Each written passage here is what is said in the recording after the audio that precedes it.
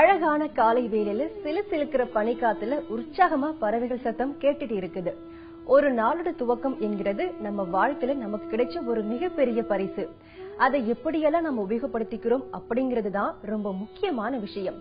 சில பசங்க சமத்தா தான் இருப்பாங்க, ஆனா சில நேரம் படிப்பை விட மற்ற விஷயங்கள்ல மனசு ஈடுபடும். அதுல இருந்து எப்படி மீள்றது என்கிறது தான் இன்னைக்கு நிகழ்ச்சியில நாம பார்க்க போறோம். தவறான பழக்கங்கள்ல இருந்து மீண்டு வாழ்க்கையை சரியான பாதையில செலுத்திட்டோம்னா அதுவே மிக சிறந்த வெற்றி. அந்த வெற்றி பாதையில நீங்க கம்பீரமா நடக்க நாங்க செய்ய போறதெல்லாம் உங்க விரல் பிடிச்சு அந்த வழியில் அழைச்சிட்டு போறதுதான். இந்த நிகழ்ச்சியில நீங்களும் உங்க சந்தேகங்களை கேட்கலாம். 8939888277 என்கிற எண்ணுக்கு உங்க கேள்வியை நீங்களே வாட்ஸ்அப் மூலமா அனுப்பலாம். உங்க வீடியோவோட நீங்க இதை அனுப்பினீங்கன்னா உங்க கேள்வியும் அதுக்கான பதில்களும் இந்த நிகழ்ச்சியில ஒளிபரப்பாகும். உங்களுக்காகவே இந்த வெற்றி நிச்சயம், உங்களுக்கே வெற்றி நிச்சயம்.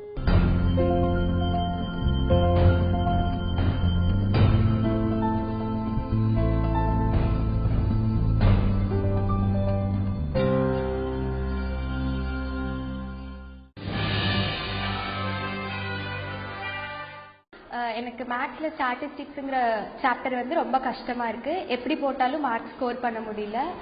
அதுல குறிப்பிட்டு 3 ஃபார்முலாஸ் இருக்கு. அது எந்தெந்த சம்முக்கு எப்படி எப்படி அப்ளை பண்றதுன்னு தெரியல. குரூப்ல 3 மெத்தட் இருக்கு. Assumed mean method, arithmetic mean method, step deviation method. அது எந்தெந்த क्वेश्चंसக்கு எப்படி எப்படி அப்ளை பண்றதுன்னு தெரியல. முதலில் ஸ்டாட்டிஸ்டிக்ஸில் 2 விதமான பகுதிகள் உள்ளது. Grouped data and ungrouped data என்ற 2 பகுதிகள் உள்ளது.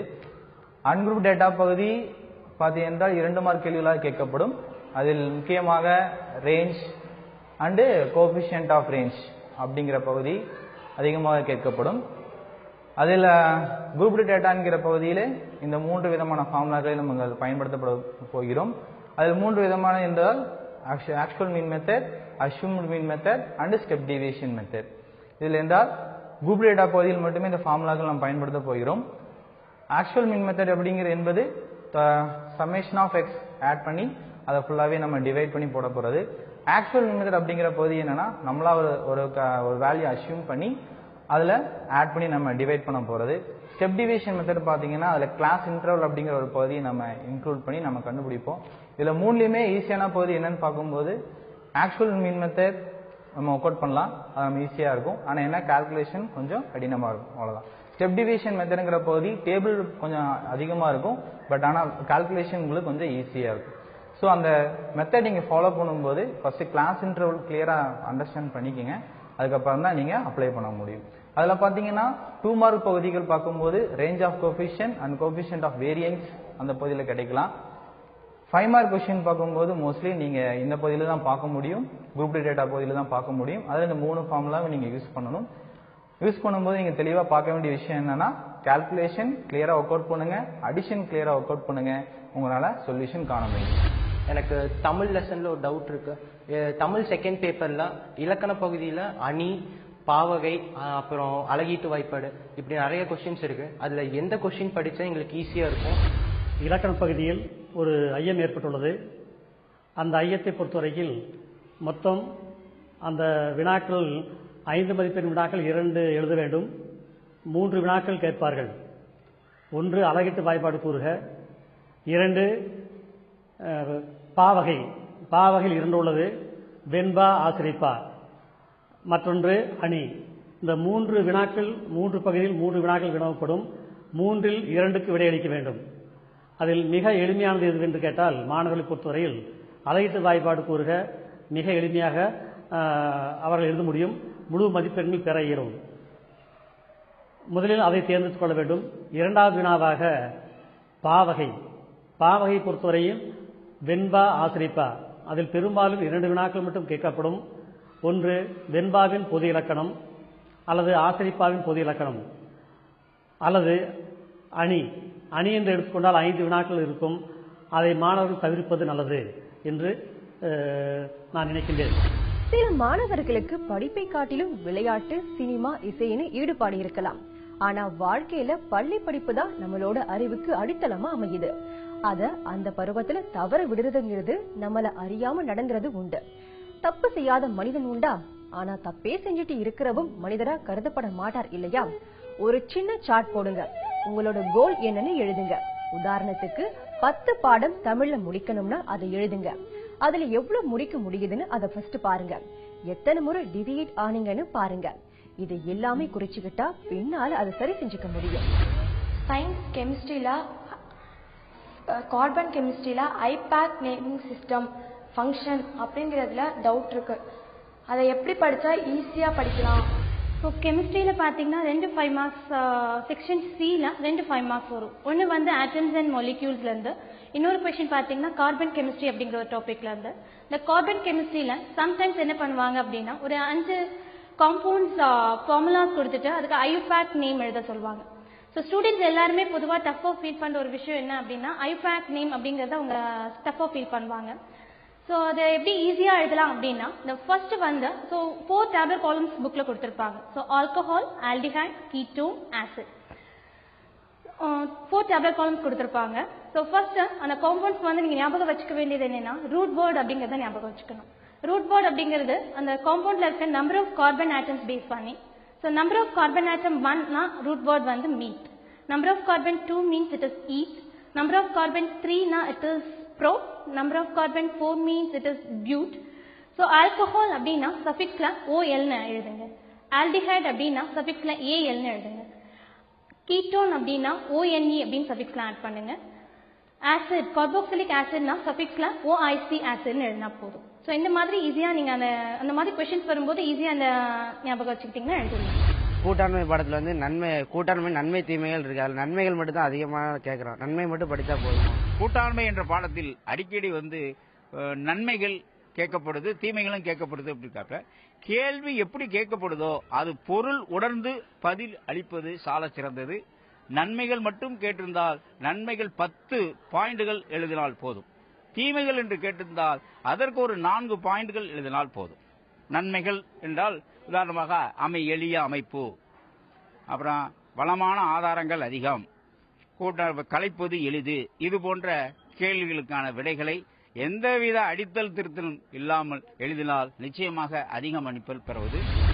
ஊக்கம், இந்த 4 எழுத்து மந்திரத்தோட சக்தி என்ன? ஒரு இடைவெளிக்கு பிறகு தெரிஞ்சுக்கலாம்.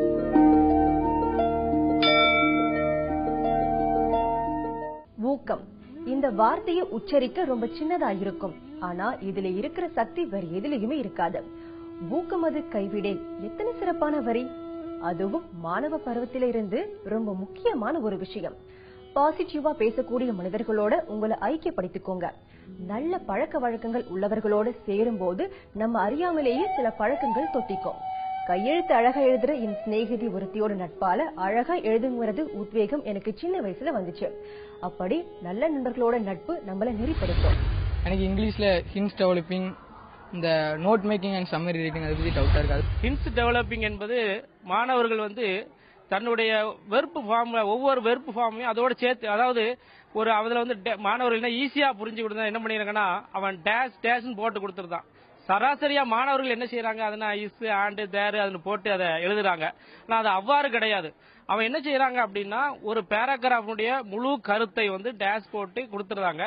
அந்த டேஷை போடும் பொழுது ஃபில்அப் பண்ணும் பொழுது அந்த பேராகிராஃபை நம்ம என்ன சொல்றோமோ அதை என்ன கதையை பத்தி, உதாரணமாக ஒரு ட்ரீஸை பத்தி சொல்றோம் அல்லது ஒரு ஃபாரஸ்ட் பத்தி சொல்றோம் அப்படின்னா அந்த ஃபாரஸ்ட்ல என்னென்ன நடக்குது அப்படிங்கறத ஒரு முழு ஃபார்மா கொண்டு வரதுதான் ஹிண்ட்ஸ் டெவலப்பிங். இதுல முதல்ல 5 மார்க்குக்கு இந்த கொஸ்டின்ல கேட்கறான். 15வது, அதாவது 2வது இங்கிலீஷ் செகண்ட் பேப்பர்ல 15வது கொஸ்டின்ல இந்த ஹிண்ட்ஸ் டெவலப்பிங் கேட்கறான். இதுல மெயினா 5 மார்க் கொஸ்டின் இது. இதுல முதல்ல மாணவர்கள் கண்டிப்பா தெரிஞ்சுக்கணும். நிறைய பேர் என்ன செய்யறாங்கன்னா ஹிண்ட்ஸ் டெவலப்பிங்னா அந்த பேராவை மட்டும் அப்படி எழுதிட்டு போயிருந்தாங்க. ஆனா அந்த பேராவுக்கு 3 மார்க் தான். இதுல 3 வகையா பிரிச்சிருக்காங்க. முதல்ல அதுக்கு ஒரு டாபிக் அல்லது டைட்டில் என்று கொடுக்கணும். அதாவது எதை பத்தி கொடுத்திருக்காங்க, ஒரு ஃபாரஸ்ட்னா ஃபாரஸ்ட், அல்லது ஒரு ட்ரீஸ் பத்தி கொடுத்திருக்காங்க ஒரு ட்ரீஸ், அல்லது ஒரு எலிஃபென்ட் பத்தி கொடுத்திருக்காங்க எலிஃபென்ட். இப்படி அதனுடைய டாபிக் ஒன்னு கொடுத்தா அதுக்கு 1 மார்க், 3 மார்க் அந்த ஹெட்டிங் ஃபுல்லா எழுதக்கூடியது. லாஸ்டா மாரல். மாரல் என்பது இந்த கதையிலிருந்து அவன் என்ன தெரிந்து கொண்டான். உதாரணமா slow and steady wins the race அப்படின்னு கொடுத்திருக்கான். Save rain, save water, save trees, இந்த மாதிரி மாரல் எழுதினா 1 மார்க். ஆக ஹிண்ட்ஸ் டெவலப்பிங் என்பது கொடுத்த டெவலப்பை முழுமையாக டெவலப் பண்ணி அதுக்கு டைட்டிலும் கொடுத்து மாரலும் கொடுத்து எழுதினா தான் இந்த 15 கொஸ்டினுக்கு 5 முழு மதிப்பெண் கிடைக்கும். அதே மாணவர் திருப்பி ஒரு கேள்வி கேட்டாரு, நோட் மேக்கிங் சம்மரைசிங்னா என்னன்னு. ஏதாவது ஆங்கிலத்திலேயே 10 மார்க் உள்ள ஒரு செகண்ட் பேப்பர்ல 10 மார்க்ஸ் கொடுக்கக்கூடிய ஒரு மதிப்பெண் கொஸ்டின் தான் இது கொஸ்டின். இது செகண்ட் பேப்பர்ல 8வது கொஸ்டின்ல வருது. சம்மரைசிங் அதாவது சுருக்கி வரைதது, தமிழ்ல சொல்லுவாங்க சுருக்கி எழுதுவது என்பது. இதை 3 பகுதியா பிரிச்சிருக்காங்க. முதல்ல வந்து ஒரு நோட்ஸ் என்பது நம்ம என்ன சொல்லியிருக்கானோ அந்த சம்மரைசிங்ல கொடுத்திருக்கக்கூடிய நோட்ஸ் ஃபார்ம்ல எழுதுது. இதை 2 டைப்பா எழுதலாம். எப்படி அப்படின்னா, முதல்ல பாயிண்ட் வர்ஸா எழுதலாம். ஒரு நோட்ஸ் சொல்லினா அந்த டாபிக்ல என்ன கொடுத்திருக்காங்களோ அதை வந்து ஒவ்வொரு பாயிண்டா நோட்ஸ் மாதிரி எழுதலாம். ரெண்டாவது வந்து இதே நோட்ஸ் டைப்பை வந்து ஹின்ஸ் டெவலப்பிங் டைப்லயும் எழுதலாம். 2 மாடலையும் எழுதலாம். எது கொடுத்தாலும் மார்க் கொடுக்கலாம். ஹின்ஸ் டெவலப்பிங் எடுத்தாலும் மார்க் உண்டு, நோட்ஸ் மாதிரி பாயிண்ட் கொடுத்தாலும் மார்க் உண்டு. இந்த பகுதிக்கு 5 மார்க் கொடுக்கப்பட்டிருக்கு. அதே மாதிரி ரெண்டாவது வந்து இதை ரஃப் காப்பி, ஃபேர் காப்பி என்று 3ஆக பிரித்துக் கொள்ள வேண்டும். ரஃப் காப்பி என்பது நாம் ஒரு லெட்டரோ ஒரு கதையோ எழுதும் பொழுது முதல்ல என்ன செய்யறோம் அப்படின்னா சுருக்கமாக ரஃப்பாக எழுதி பார்க்கிறோம். அதைத்தான் ரஃப் காப்பிங்கிறாங்க. 3வது வந்து ஃபேர் காப்பின்னு ஒன்று சொல்றாங்க. இந்த ஃபேர் காப்பி என்னன்னா, நம்ம ரஃபா என்ன எழுதியிருக்கோமோ அதுல உள்ள தவறுகளை திருத்தி அதை முழுமையாக அதாவது அதனுடைய தவறுகள் எதுவும் விட்டு போகாம முழுமையாக எழுதுவதுதான் ஃபேர் காப்பி. இதுல இன்னொன்னு முக்கியமான டைப் நான் எப்படி சொன்னேன், ஹின்ஸ் டெவலப்பிங்ல சொன்னேன், இதுக்கு ஒரு டாபிக் ஒரு டைட்டில் கொடுக்கணும்னு சொன்னோம். அதே மாதிரி இந்த நோட் மேக்கிங்க்கு ஒரு டைட்டில் கொடுக்கணும். அது எந்த பகுதியில் கொடுக்கணும், கண்டிப்பாக நோட்ஸுங்கிற இடத்துலயும் டைட்டில் கொடுக்கணும். அதே டைட்டில வந்து ஃபேர் காப்பிலையும் கொடுக்கணும். நிறைய மாணவர்கள் என்ன செய்யறாங்கன்னா அந்த டைட்டில் கொடுக்கறது இல்ல. டைட்டில் கொடுக்காதனால என்ன ஆகுதுன்னா 1 மார்க் அதுக்கு லெஸ் பண்ண வேண்டிய சூழ்நிலை ஏற்படுது. அப்ப நோட்ஸுக்கு 5 மார்க், ரஃப் காப்பி ஃபேர் காப்பிக்கு சேர்த்து தான் 5 மார்க். லாஸ்டா வந்து ஒரு இது எழுதணும். இதுல number of words given in the passage, அதாவது ஒரு கொஸ்டின்ல அந்த சம்மரைசிங்ல எத்தனை வேர்ட்ஸ் கொடுத்திருக்காங்கன்னு எண்ணி பார்த்து அதையும் எழுதிக்கணும். கடைசியாக இவருடைய ஃபேர் காப்பில இவர் எத்தனை வேர்ட்ஸ் அதை சுருக்கி வரைஞ்சிருக்காரு, அப்ப நம்பர் ஆஃப் வேர்ட்ஸ் இந்த கிவன் பேசேஜ் அதுல வந்து எத்தனை வேர்ட்ஸ் கொடுத்திருக்காங்க, அதே மாதிரி நம்பர் ஆஃப் வேர்ட்ஸ் கிவன் இந்த ஃபேர் காப்பி இவர் எத்தனை வேர்ட்ஸ் அதை சுருக்கி இருக்காங்க காமிச்சு இப்படி முழுமையா அதை எழுதினா தான் 10 மார்க் கொடுக்கப்படும். இங்கிலீஷ்ல எப்படி ஃபுல்லா மார்க்ஸ் ஸ்கோர் பண்ணுன்றது நிறைய பேரோட சந்தேகம் இருக்கு. ஃபர்ஸ்ட் எடுத்தீங்கன்னா 52 கொஸ்டின்ஸ் இருக்கு. அந்த 52 கொஸ்டின்ஸும் ஒன்னு கூட விடாம எழுதுறது அது ஃபர்ஸ்ட் மெயின், ரொம்ப இம்பார்ட்டன்ட். அப்புறம் பாத்தீங்கன்னா எல்லாமே வந்து ஒரு ப்ராப்பர் ஆர்டர்ல எழுதணும். கொஸ்டின் 1 ஒரு இடத்துல, கொஸ்டின் 30 ஒரு இடத்துல, கொஸ்டின் 15 ஒரு இடத்துல, எல்லாமே ஒரு ப்ராப்பரான ஆர்டர்ல எழுதணும். அதே மாதிரி பாத்தீங்கன்னா மெயின் பாயிண்ட்ஸ் ஹைலைட் பண்ணணும். மெயின் பாயிண்ட் ஹைலைட் பண்ணும்போது நீங்க ஜஸ்ட் பிளாக் கலர் இல்லனா ப்ளூ கலர் மாத்திரம் யூஸ் பண்ணணும். கிரீனோ ஆரஞ்சோ பிங்கோ அந்த மாதிரி கலர் எந்த சப்ஜெக்ட்லயுமே யூஸ் பண்ணக்கூடாது, இங்கிலீஷ் மாத்திரம் இல்ல. அதே மாதிரி பாத்தீங்கன்னா சினானிம்ஸ் ஆன்டனிம்ஸ்ல நிறைய பேருக்கு வந்து டவுட்ஸ் வரும். சினானிம்ஸ்ல வந்து ஒரு சினானிம்ஸ் எழுதும் போது ஆன்டனிம்ஸோட ஆன்சர் உங்களுக்கு ஞாபகம் வரும். உங்களுக்கு ஆன்சர் தெரியும், இருந்தாலும் அந்த டைம்ல எக்ஸாம்ல இருக்கிற பதட்டத்துல நீங்க வந்து சினானிம்ஸ்க்கு ஆன்டனிம்ஸோட ஆன்சர்ஸ் எழுதுவீங்க, ஆன்டனிம்ஸ்க்கு சினானிம்ஸோட ஆன்சர்ஸ் எழுதுவீங்க. இந்த ஒரு சில டவுட்ஸ் வராம மைண்ட வந்து காமா வச்சுன்னு கூலா வச்சுன்னு கரெக்டா ஆன்சர் பண்ணணும். அதே மாதிரி நீங்க எழுதுறது வந்து என்ன எழுதினாலும் சிம்பிளா எழுதினாலும் கிராமட்டிக்கல் மிஸ்டேக் இல்லாம ஸ்பெல்லிங் மிஸ்டேக் இல்லாம எழுதணும். எல்லாமே ப்ராப்பரா எழுதிட்டு அதே மாதிரி மெமரி போயம் எழுதுனீங்கன்னா அதுக்கு பங்க்சுவேஷன்ஸ்க்கு இம்பார்ட்டன்ஸ் கொடுங்க. எங்கெல்லாம் கேப்ஸ் போடணுமோ அங்க இம்பார்ட்டன்ஸ் கொடுங்க. என்ன கேக்குறாங்களோ அது மட்டும் எழுதுங்க. அதே மாதிரி பேராகிராஃப்ல தமிழ்ல வந்து பாத்தீங்கன்னா பாயிண்ட் வைஸா நீங்க எழுதலாம். பட் இங்கிலீஷ்ல பாத்தீங்கன்னா பேராகிராஃப்னா பேராகிராஃபா தான் எழுதணும். நீங்க பாயிண்ட் வைஸா பிரிச்சு எழுதுனா உங்களுக்கு மார்க்ஸ் வந்து குறையறதுக்கு வாய்ப்பு இருக்கு. இங்கிலீஷ் 1ல கிராமர்ல வந்து நீங்க தரவு ஆகணும்.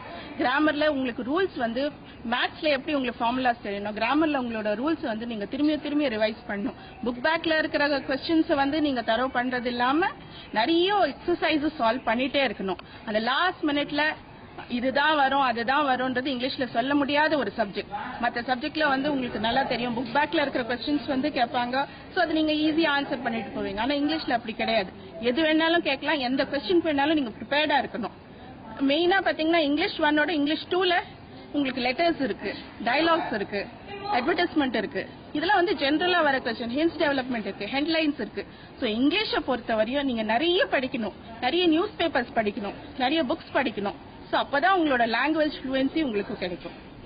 இந்த மாதிரி நீங்க செய்துட்டே இருந்தீங்கன்னா டெஃபினட்டா இங்கிலீஷ்ல வந்து சென்டம் ஸ்கோர் பண்றது ஒரு பெரிய விஷயமே கிடையாது. படிக்கிறதுக்கான இடம் இது எல்லா மாணவர்களுக்கும் இயல்பா கிடைக்கிறது இல்ல. நம்ம அறிஞ்ச சில பிரபலங்கள் கூட தெருவிளக்கு வெளிச்சத்துல படிச்சவங்க தான். எந்த இடத்துல படிச்சாலும் முழு ஈடுபாடு படிப்புல இருக்கிற மாதிரியான ஒரு இடத்துல உட்காரணும். தொலைக்காட்சி இருக்கிற அறைகளை தவிர்க்கிறது நல்லது. சில பசங்க மாலை வேளையில வருமானத்துக்காக வேலை பார்த்துக்கிட்டே கூட படிப்பாங்க. விட்டு விட்டு படிக்கிறதுனால மனசுல ஒட்டாம போயிடக்கூடும். அப்படிப்பட்ட சூழல்ல துண்டு காகிதங்களால ஒரு நோட்டை கட்டி அதுக்கு முன்னால படிச்ச பதிலோட முக்கிய குறிப்பை குறிச்சு வச்சுக்கலாம். உயிர் விலங்கியல்ல 5 மார்க் கம்பல்சரி கொஸ்டின் வந்து நோய் தடை காப்பியல்ல இருந்து மட்டும்தான் வருமாங்க சார், இல்ல மத்த லெசன்ல இருந்து வருமாங்க சார்? உயிர் விலங்கியல்ல ஃபுல் மார்க் வாங்கணும்னு நினைக்கிறவங்க கண்டிப்பா 3rd லெசனை 5 மார்க்க எழுதணும், படிக்கணும். ஏன்னாக்க இது வரைக்கும் கேட்ட கேள்விகள் எல்லாமே அந்த 3rd லெசன் நோய் தடை காப்பியில இருந்தா கேட்டிருக்காங்க. ஆனா ப்ளூ பிரிண்ட் படி எந்த பாடத்துல கேட்கணுங்கிற கம்பல்சன் இல்லை, எல்லா பாடத்திலையும் கேட்கறதுக்கான சாத்தியங்கள் இருக்கு. அதனால எல்லா பாடத்தையும் நீங்க படிக்கிறது நல்லது. 10 மார்க்ல நாங்க ஃபுல் மார்க் வாங்குறதுக்கு பயன்பாட்டு உயிரியலும் சுற்றுச்சூழல் அறிவியலும் அந்த பாடத்தை மட்டும் படிச்சா போதுமாங்க சார், இல்ல உடற்செயலியல் பாடத்துல இருக்க 10 மார்க்கும் படிக்கணுமாங்க சார்? முதல் பாடம், 5வது பாடம் சுற்றுச்சூழல் அறிவியல், 6வது பாடம் பயன்பாட்டு உயிரியல். ஆக 3 பாடம் படிக்கணும். இதுல 5வது பாடமும் 6வது பாடம் படிச்சாவே போதும். இருந்தாலும் நம்மளுக்கு 10வது கொஞ்சம் அதிக மார்க் நம்ம எதிர்பார்க்கக்கூடிய கேள்விகள் வராத சூழ்நிலையில எழுதுறதுக்கு தகுந்த மாதிரி முதல் பாடத்துல ஃபர்ஸ்ட் ஹாஃப்னு சொல்லக்கூடிய அந்த 56 பக்கங்களையும், அதுக்கடுத்து 2வது பகுதின்னு சொல்லக்கூடிய அந்த பகுதியில ஒரு 3 கேள்வி கம்பல்சரி நீங்க படிச்சிருக்கணும். உதாரணத்துக்கு சிறுநீர் உருவாகும் முறை, மாதவிடாய் சுழற்சி, தேசிய குடும்ப நல திட்டங்கள், இந்த 3 கேள்வியை நீங்க கண்டிப்பா படிச்சிருக்கணும். சாப்பிட நேரம் இல்லைன்னு சொல்லிட்டு பரீட்சை எழுதுறது என்னென்ன விளைவுகளை ஏற்படுத்தும் பார்க்கலாம் ஒரு சிறிய இடைவெளிக்கு பிறகு.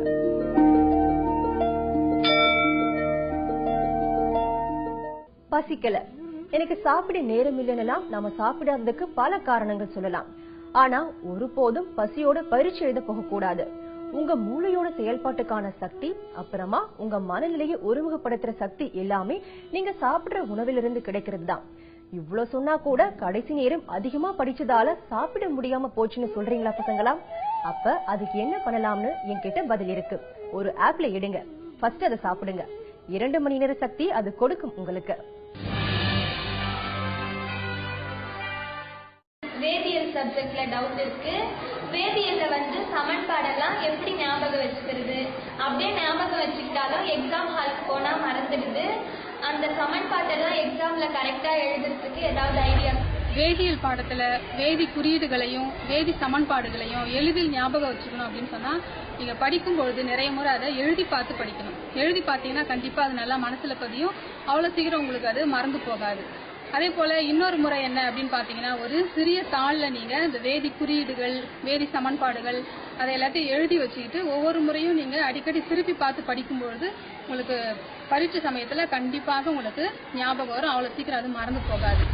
ஆங்கிலம் தமிழ் மாதிரி கணக்கு ஒரு பாடம் மட்டுமல்ல, அதுக்குன்னு பிரத்யேக மொழி இருக்கு. அதனால அதை ஞாபகம் வச்சுக்க மேக்ஸ் லாக் ஒன்னு தயார் செய்யுங்க. அல்ஜிப்ரா, ட்ரிக்னோமெட்ரி, கால்குலஸ் எல்லாவற்றையும் அந்த லாக்ல பதிவு செய்யுங்க. ஏதாச்சும் ஒரு பாடலோட முதல் வரியோட ஒரு ஃபார்முலாவும் அடுத்த வரியோட அடுத்த ஃபார்முலாவும் வச்சு பாடி பாருங்க. சிங்கிய சாங் ஸ்டடி மெத்தட் உங்க கைவசமாகும். தாவரவியல் பாடத்துல முதல் பாடம் தாவரங்களின் இனப்பெருக்கம். அதுல தன்மகர்ந்த சேர்க்கைனா என்ன, அயல் மகர்ந்த சேர்க்கைனா என்ன? நாம் வெளியில் செல்லும் பொழுதோ அல்லது வயல்வெளியில் செல்லும் பொழுதோ அல்லது நமது வீட்டிலோ சில பூக்களில் நடைபெறக்கூடிய தேன் இனப்பெருக்கத்தினுடைய வகைதான் இந்த மகரந்த சேர்க்கை என்பது. மகரந்த சேர்க்கை என்பது ஒரு பூவில் உள்ள ஒரு தேனோ அல்லது அதில் உள்ள மகரந்த தூள்களையோ அந்த தேனீக்கள் எடுத்துக்கொண்டு தன்னுடைய இனப்பெருக்கத்திற்காக பயன்படுத்தக்கூடிய ஒரு விஷயம். இது தன்மகரந்த சேர்க்கை என்பது அதாவது ஒரு மலரிலிருந்து ஒரு தாவரத்தில் உள்ள ஒரு மலரிலிருந்து இன்னொரு மலருக்கு தேனீக்கள் தன்னுடைய மகரந்த சேர்க்கை நடைபெறுவது தன்மகரந்த சேர்க்கை. அதே மாதிரி அயல் மகரந்த சேர்க்கை என்பது ஒரு தாவர இனத்திலிருந்து மற்றொரு தாவர இனம், அதாவது ஒரு செடியிலிருந்து இன்னொரு செடியில் உள்ள பூக்கள்ல இருந்து மகரந்த தூள்களை எடுத்துக்கொண்டு சென்று தன்னுடைய இனப்பெருக்கத்தை உருவாக்கக்கூடியதா இந்த அயல் மகரந்த சேர்க்கை என்பது. இது எளிமையாக தம் வாழ்க்கையில் நாம் அன்றாடம் சந்திக்கக்கூடிய நிகழ்வுதான் என்றாலும் மாணவர்கள் அந்த பாடங்களை படிக்கும் பொழுதுதான் அந்த நிகழ்வுகளை தெரிந்து கொள்கிறார்கள். இது ஒரு சாதாரண ஒரு அடிப்படையான விஷயம். கணக்கு பாடம் படிக்க முதல்ல அந்த கணக்கு படிங்க, பின்ன திரும்ப ஒரு முறை படிங்க. அப்புறம் எதை கண்டுபிடிக்க சொல்றாங்க என்கிறத தெளிவாயிடுங்க. முதல்ல ரஃப் காலம்ல உங்களுக்கு தெரிஞ்ச ஸ்டெப்பை எழுதுங்க. படம் வரையணும்னா முதல்ல அதை வரைங்க. எந்த ஃபார்முலா பயன்படுத்தணும்னு இப்ப நல்லா தெளிவாயிடும். நடுவுல உள்ள ஸ்டெப்புகளை இப்ப நீங்க எழுத ஆரம்பிக்கலாம். ஒரு ஊருக்குள்ள நுழைஞ்சு உங்க வீட்டுக்கு உங்களை அறியாமலே கால்கள் நடக்கிற மாதிரி இப்போ அந்த கணக்கு அதுக்கான விடையை நோக்கி நகரும். எனக்கு வந்து காலையில இருந்து பிசிக்ஸ் டெஸ்ட்ல ஊடுருவும் திறன் அதிகரிக்கும் பண்பை வந்து ஆல்பா பீட்டா காமா வரிசைப்படுத்துறது வந்து எனக்கு டவுட்டா இருக்கு. இப்போ வந்து இந்த பையன் கேட்ட கேள்வி ஆல்பா பீட்டா காமா கதிரோட ஊடுருவும் திறனை வச்சு கேட்டாப்ல. ஊடுருவும் திறன் வந்து எதுக்கு அதிகம் இருக்கும் அப்படின்னா காமாக்கு தான் அதிகமா இருக்கும். அதை விட குறைச்சலா இருக்கும் பீட்டாக்கு, அதை விட குறைச்சலா இருக்கும் ஆல்பாக்கு. இவன் வந்து ஊடுருவும் திறனை ஏறு வரிசைகள் கூறுக அப்படின்னு கேட்டதுனால இந்த கேள்வி ஆல்பா பீட்டா காமா அப்படி வரிசை அப்படி எழுதும். அப்படி எழுதுனா இதுதான் சரியான விடை. பாட புத்தகம் தானே படிக்கணும்னு நினைச்சுக்கிட்டு ஒருபோதும் செய்தித்தாளை படிக்காம விட்டுறாதீங்க. செய்தித்தாட்களை வர அன்றாட நிகழ்வுகள் தெரிஞ்சுக்கிறது முக்கியம் என்கிறது மட்டுமல்ல, செய்தித்தாள் வாசிக்கிறது சின்ன ரிலாக்ஸேஷனும் கொடுக்கும்.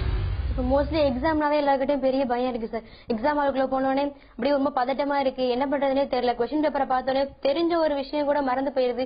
அது நல்லா படிச்சிருப்போம், ஆனா இதுதான் அப்படின்றது தெரியாம கன்ஃபியூஸ் ஆகும் சார். அந்த மாதிரி ஃபியர் எல்லாம் எப்படி ஓவர் கம் பண்ணி வர்றது? பாரதி சொன்ன மாதிரி கனவு மெய்ப்பட வேண்டும், அவர்களுடைய லட்சியம் நிறைவேற வேண்டும், அதற்கான உறுதி அவர்களுடைய உள்ளத்தில் இருக்கிற வரை வெற்றி உறுதி. மாணவர்களுக்கு சொல்ல வேண்டியது, அதிக நேரம் கண் விழித்து படிக்க வேண்டிய அவசியம் இல்லை. தேர்வுக்கு போறதுக்கு முன்னாடி அவர்கள் மனதை மிக மகிழ்ச்சியா வச்சுக்கணும். ஊக்கமது கைவிடேல் என்பது போல தன்னுடைய ஊக்கத்தை ஒரு கணம் கூட அவர்கள் இழக்கக்கூடாது. கடைசி வரைக்கும் அதை நான் வெற்றி அடைவேன் என்ற அந்த தன்னம்பிக்கையோடு அந்த தேர்வை அணுக வேண்டும்.